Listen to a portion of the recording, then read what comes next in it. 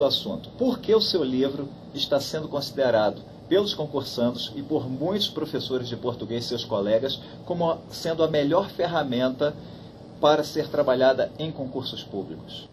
Bom, Beto, é difícil falar sobre o próprio filho, né? Porque afinal, é lógico, sendo meu filho, eu vou achar meu filho mais bonito do que os outros. Mas, eu acho que, inegavelmente, essa obra é a primeira que realmente é feita para concursos públicos. Por exemplo, em situações de divergência, o que o Bechara diz, o que o Celso Cunha diz, eu cito as duas posições e falo o que as bancas seguem. Por exemplo, caso o verbo emergir e emergir, o Celso Cunha diz que os verbos emergir e emergir são defectivos.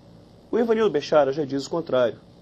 E eu digo, olha, eu, Rosenthal, até acho que os verbos emergir e emergir não são defectivos, mas a ESAF colocou na prova de analistas de finanças e controle como defectivo. Então, é aquilo que eu explico para o aluno. Eu não tenho que ensinar o candidato o que eu acho certo, o que eu acho errado. Mas sim, eu tenho que preparar o cidadão para colocar o X no lugar certo. Entendeu? Então, se a ESAF segue o Celso Cunha, um abraço, fazer o quê? Ficar discutindo? Não. Então, tá aqui. Você quer fazer o concurso da área fiscal? É a ESAF para fazer essa prova? Então, você já sabe que a ESAF segue essa visão. Nesse caso, do Celso Cunha.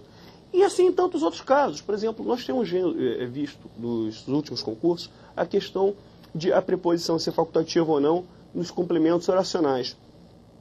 Por exemplo, complemento nominal oracional. A ESAF já disse claramente, já colocou em algumas provas, que não admite a preposição ser facultativa, a preposição seria obrigatória. Já CESP-NB admite que essa preposição possa ser extraída, como colocou na prova do Tribunal de Justiça da Bahia em 2005. Então, na realidade, eu vou mostrando, olha, aqui há uma posição, aqui é outra. Mas se você fizer a prova dessa banca, é assim que você deve proceder. Basicamente, é isso.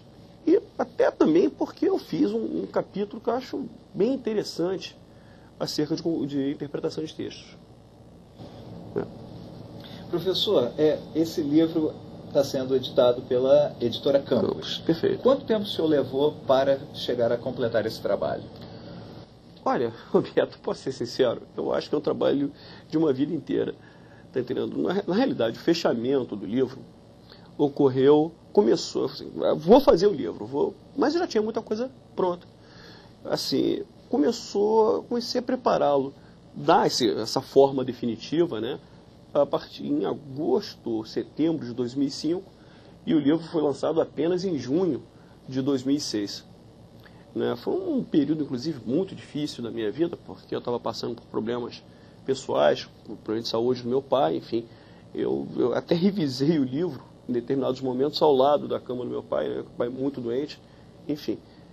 Mas está valendo o sacrifício agora, né? Está valendo o sacrifício agora. Eu acho que não sei, aquilo que eu falei, é meu filho, né?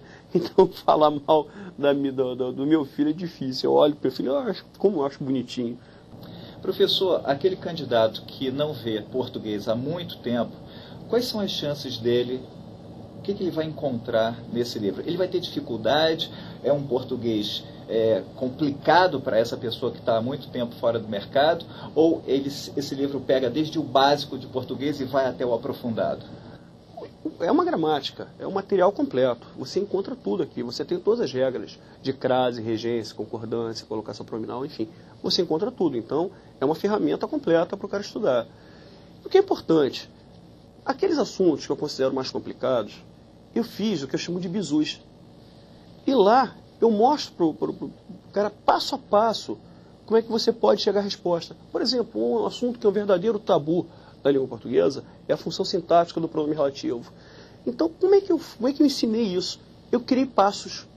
Aqui você isola a oração adjetiva, eu mostro para o cidadão como é que você separa a oração. Depois eu isolo a oração adjetiva, substituo o pronome relativo pelo termo antecedente.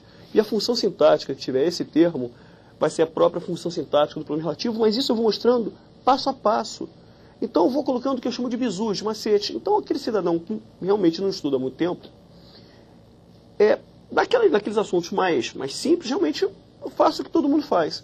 Mas nas questões, nos elementos mais complicados, como, por exemplo, complemento e adjunto, que é uma matéria basicamente quem cobra é o NCE.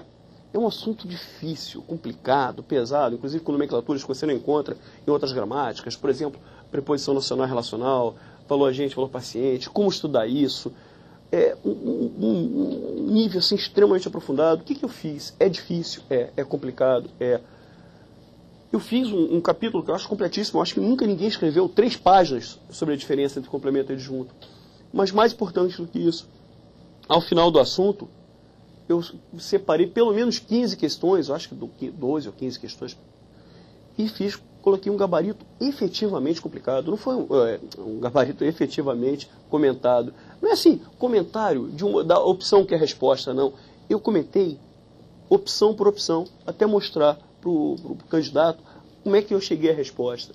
Enfim, eu procurei fazer isso. As questões de interpretação de textos, a mesma coisa, não há nenhuma questão de interpretação de textos nesse livro sem o gabarito realmente comentado.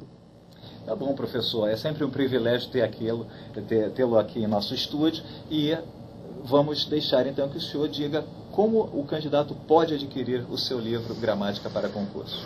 Olha, eu acho que o livro está praticamente em todas as livrarias aí mais importantes, Siciliano, enfim, na Academia do Concurso Público você encontra, pelo site da Campus você consegue encontrar. Enfim, outro dia eu estava em Fortaleza e encontrei o livro lá. Quer dizer, encontrei não, infelizmente eu não encontrei. Eu cheguei lá, perguntei, lógico, curioso, e enfim, soube que o livro tinha acabado no dia anterior, né? Enfim, então a Campus tem uma distribuição maravilhosa. Eu acredito que já haja esse livro em todo o Brasil. Ok, obrigado, Rosenthal. Daqui a pouco a gente volta.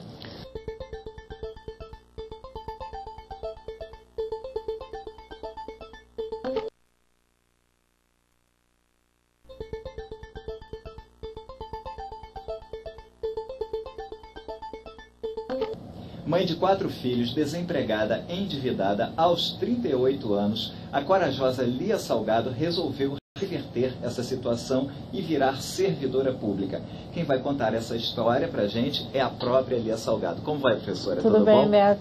Como é que foi esse exato momento aos 38 anos da sua vida? Bom, Beto, foi um momento um pouco difícil porque eu tinha trabalhado no Banco do Brasil durante 14 anos, pedi demissão e porque eu queria liberdade, eu queria viver os meus sonhos. Só que a coisa não funcionou bem assim. Eu abri um ateliê de pintura em tecido, que foi um sucesso, eu pintei para televisão, para moda, mas o dinheiro para sustentar uma família de 5 pessoas não era suficiente, porque nessa época eu já era separada e já tinha 4 filhos. E aí eu comecei a olhar que aquele sonho estava se tornando um pesadelo, né? De ter que dormir muito tarde, acordar muito cedo, trabalhar fim de semana para minimamente poder comer. E eu falei, eu tenho que encontrar uma solução que seja real, que seja possível e definitiva. E aí voltei a pensar nos concursos públicos. E foi aí uma decisão mesmo de fim de ano, aquela coisa, bom, só que nessa época eu achava que eu estava abrindo mão dos meus sonhos. Muito depois é que eu percebi que não era assim, que hoje que eu estou podendo materializar os meus sonhos, né?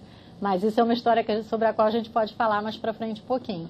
E aí eu resolvi, peguei aquela clássica história, né, de concursando, peguei o jornalzinho de concurso, folheei, procurei um curso, me matriculei, comecei em 14 de março de 2000, a minha turma de básico fiscal aqui no Rio de Janeiro. Até virar novamente servidora pública, quanto tempo estudando? 3 anos. 3 anos de estudo. O apoio da família nesse ínterim? Bom, apoio da família é uma coisa delicada, porque é ótimo, é fundamental quando você tem esse apoio. Tá? Isso facilita a sua trajetória. Você é um atleta em treinamento, o apoio da família é aquele cara que fica ali do lado da pista, te dá uma água, né? Te dá uma toalha para você se secar. Só que o que acontece? Eu acho que a gente não pode depender desse apoio. Se ele vem, é ótimo, mas imagina eu com 4 filhos dependendo de mim, quanto apoio eu tinha? Eu tinha muito mais cobrança, expectativa, mas na verdade eles estavam se privando da minha presença, eles estavam assustados com cadê a mãe que sumiu, que projeto é esse, será que isso vai dar certo? E eu acho que isso acontece na vida de todo concursando. Na verdade, se você fica dependendo que os pais, ou os cônjuges, ou os filhos, ou os amigos te deem esse suporte, você pode terminar fracassando, fraquejando na sua empreitada. Então eu acho que é bacana você conquistar a família como aliada, mas não depender disso, é mostrar